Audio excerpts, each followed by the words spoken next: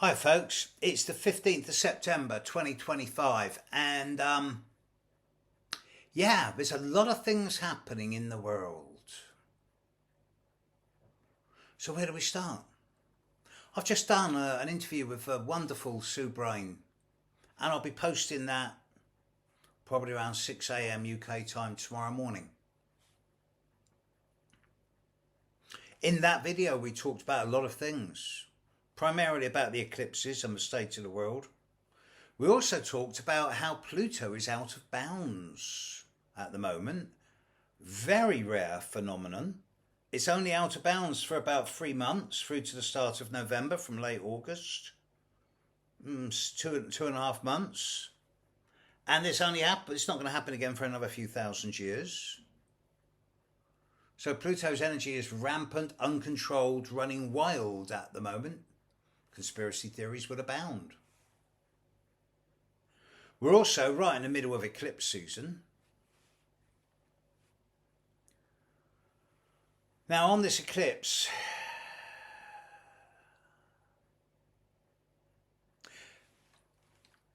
I've done a video for certain of my membership on the 29 degrees phenomenon, because this solar eclipse is taking place at 29 degrees of Virgo. 29 degrees of Virgo is the star Merkeb, which deals with higher education, knowledge, wisdom, foreign travel, but travel can be physical or mental. It's about elevating the mind. And it's opposite Saturn at 29 degrees of Pisces, which is the fixed star Scheat, S-C-H-E-A-T, which is one of the most malefic stars in the sky, dealing with suicide, death, murder, assassination.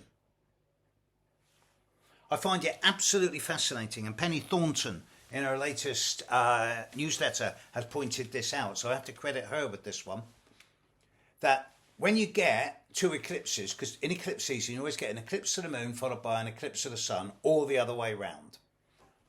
This time the total eclipse of the moon was followed by a near total eclipse of the sun. The eclipse of the sun on the 21st will only be visible over Antarctica and maybe the southern part of the South Island of New Zealand and the deep southeast of Australia to the tune of about 10-20%. That's it.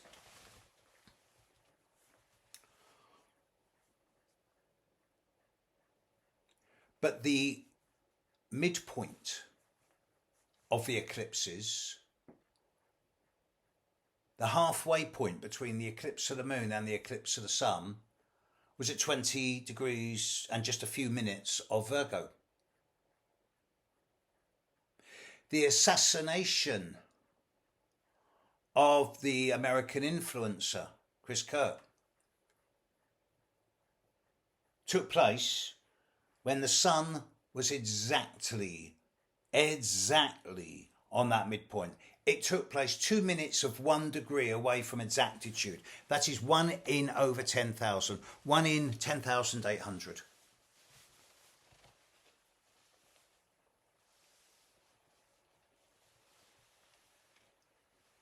I find it ironic that he was talking about gun rights just before he was shot. Regardless of his politics, I have to say, with his wife and children watching him, anyone who gets shot for what, anyone who gets murdered or killed for their beliefs, regardless of political persuasion, religious belief, it's wrong. We're all entitled to our own point of view. We're all entitled to freedom of speech. We're also entitled to disagree. As an astrologer, it is not my place to criticise people for what they choose to believe in. It is my place as an astrologer to comment on the astrology of events. And for that assassination, and it was murder, to be taking place precisely at the moment that the sun was opposite the North Node, right smack in the middle of the eclipse season, is hugely symbolic. It makes me think that he was being groomed for bigger things in years to come. And the fact that this eclipse is taking place at 29 degrees of Virgo, opposite Saturn at 29 degrees of Pisces, in the very last degree of the zodiac. This talks of endings. This is the end. This is the end of time. This is the end of history. It's not the end of the world, and it's not the end of civilization, and it's not the end of humanity. But it is the end of our apprenticeship. And from this point on, and by this time, I mean, these eclipses are great trigger points, but they're going to throw us forward. And by the time we're into the next range of eclipses in March, we'll be past the Saturn-Neptune conjunction. So when I say by this time, I mean early 25 to early mid-26. If we haven't eliminated the old dinosauric attitudes, if they're not on in retreat, then we're heading into a dysfunctional future, which is inevitably going to lead to decline and extinction within 3 or 4 generations. Even the young ones amongst you, I'm telling you, within 3 or 4 generations, your great-grandchildren, even your grandchildren, there's going to be a lot of big problems unless we make big changes in the very near future. And it does not mean making changes physically, mentally, or emotionally. It does not mean changing your beliefs, changing your politics, changing your attitudes. It means changing your consciousness. Over history, we've always relied, first of all, on the artists and the priests to give us an idea of the future. And then the printing press was invented, and we started getting stories which could invoke the future. And then 100 years ago, we started getting celluloid. So we started making movies where we could predict the future. And now we're streaming this with AI, and most of the futures in sci-fi now are dystopian, but some of them are beautiful. For example, in some of the oldest of sci-fi, Star Trek, Gene Roddenberry, he predicted a future where there were no national borders and no money. Just one species, one community living together as a common species inhabiting one planet. And it might take something to create that. More on that in a moment. So what I've done is I've actually built a little schematic here. We're on the 15th of September. In a couple of days' time, Mercury's going to move into Libra, and then immediately over the 18th, 19th of September, this weekend, Mercury's going to move into Libra and immediately oppose Saturn and Neptune, trine Pluto, trine Uranus. That's going to bring a lot of news.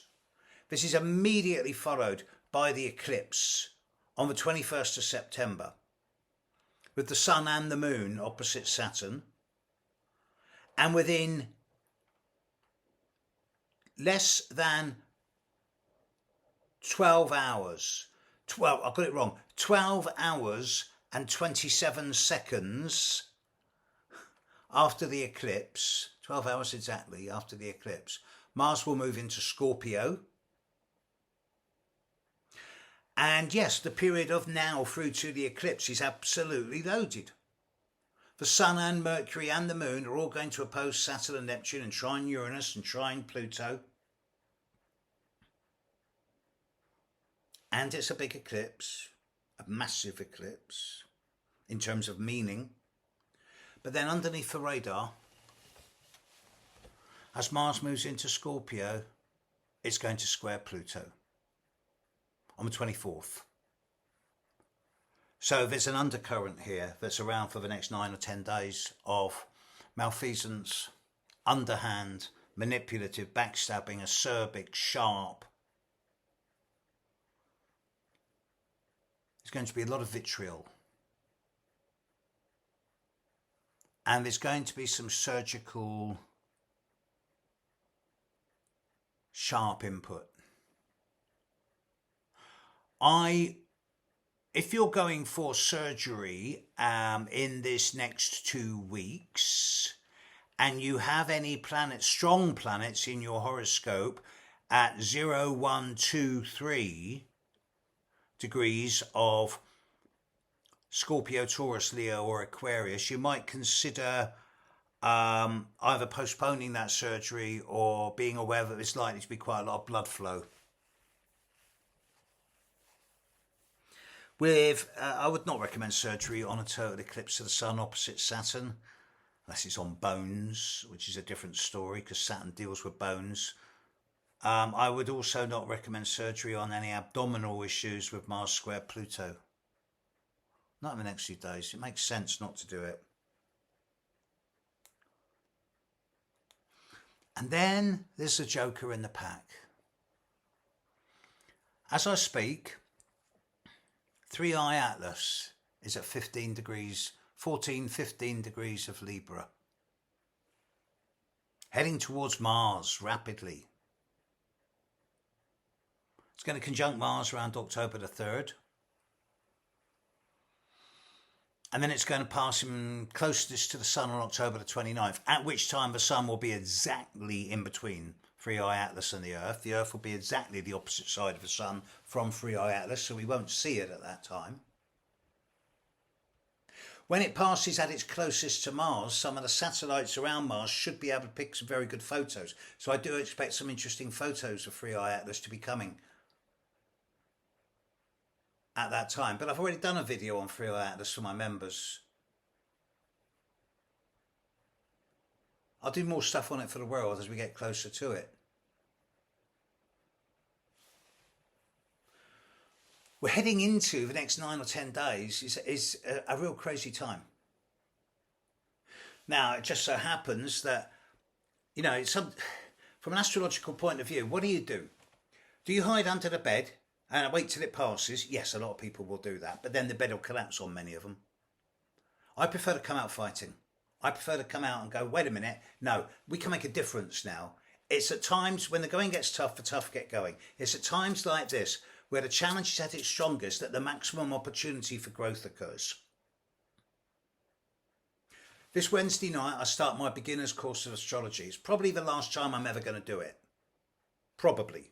I might do it again in a couple of years' time, but I'm getting more and more busy doing events and retreats and writing and conferences and readings. I haven't got time to be teaching as well. So it's probably the last time I'm going to teach. There's still about 20-25 spots left.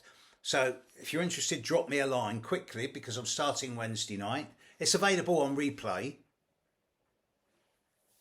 Drop me a line and I'll send you the details. And myself and Alex Trenauer are doing this big gig at Central London private little theatre, very close to Oxford Street Circus tube station, on the evening of Wednesday the 24th. We're nearly half sold. But there's still about 30 tickets, 40 tickets left. So if you're in the London area, either residentially or close to London that night, Wednesday the 24th of September, and you want to see me talking about the Ascendant, the Midheaven, the Descendant, and the IC, or Alex talking about Jupiter in its role as a guide for children in education, and of course, loads of time for questions and chatter around current contemporary affairs, then come along. And it's not like we're charging the earth. We're charging the minimum to cover our costs, keeping it cheap so that it's affordable. £22. Drop me a line. You know how to get hold of me, steve@stevejudd.co. This next 8 or 9 days, through to the time when Mars moves into Scorpio and then squares Pluto on the 24th of September, fractionally under 9 days from now, it's probably the most fraught time of the year. It's the most sharpest, the most acerbic. We've had some pretty crazy times this year, but this is the business end of it. This is the sharp end of the wedge. What I have worked out with people like Alex Trenauer, Sue Brain, various other astrologers, is that from the end of September onwards, yes, there's still a lot of moons. There's still a lot of full moons and new moons and planetary positions and planets going retrograde, blah, blah, blah, blah, blah. But it does seem that once we're into the end of September, that the period through to the end of the year, I can't tell you it's all going to be sweetness in light, but it does seem like the intensity and the extremes are going to really calm down. I consider this next 9 days to be the hardest time of the remainder of this year. So act wisely. Deliberately choose not to believe everything you're being told. Don't let your buttons get pushed. let's see where we stand in 10 days from now. Because I think the world will be a different place by then. Catch you later, folks. Bye now.